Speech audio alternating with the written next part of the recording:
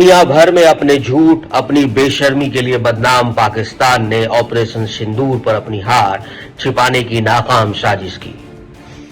बर्बाद होने पर भी जश्न मनाने का दिखावा किया, लेकिन हकीकत छिप नहीं सकती। अब दुनिया में झूठ का कटोरा लेकर घूमने के बाद पाकिस्तान अपनी औकात पर आ गया है।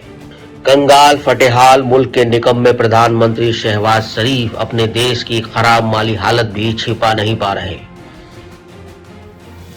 एक बार फिर उन्होंने पाकिस्तान सेना के अधिकारियों को संबोधित करते हुए कह ही दिया कि अब इस्लामिक देश भी उनकी कटोरा पॉलिटिक्स से तंग आ चुके हैं। शहबाज शरीफ ने कबूल किया कि चीन हमारा सबसे पुराना दोस्त है, सऊदी अरब सबसे विश्वसनीय साझेदार और टर्की कटर यूए भी हमारे भरोसेमंद मित्र है। हालांकि अब इन देशों की उपेक्षाएं हमसे बदल गई है। वो अब हमसे व्यापार, शिक्षा, स्वास्थ्य और निवेश जैसे क्षेत्रों में सहयोग की उम्मीद कर रहे हैं।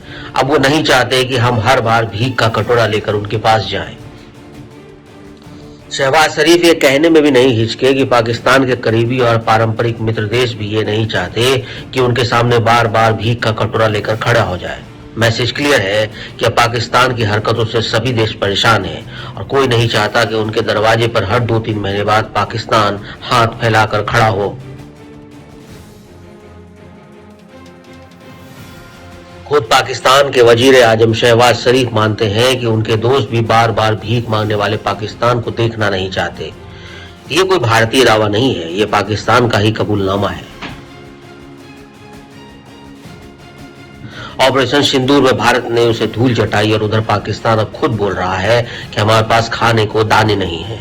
पाकिस्तान एक ऐसा मुल्क जो कभी इस्लामी दुनिया का नेतृत्व करने का सपना देखता था, आज खुद को बचाने के लिए दर दर की ठोकरें खा रहा है।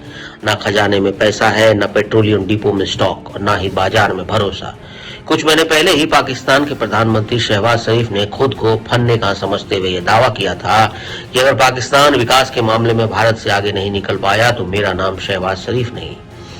इस पर पाकिस्तान की आवाम ने ही शहबाज शरीफ का मजाक उड़ाया था।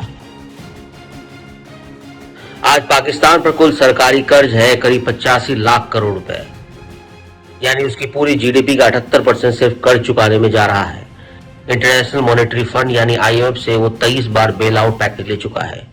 इसलिए पाकिस्तान के लिए दुनिया में किसी भी देश के लिए सबसे शर्मनाक रिकॉर्ड है।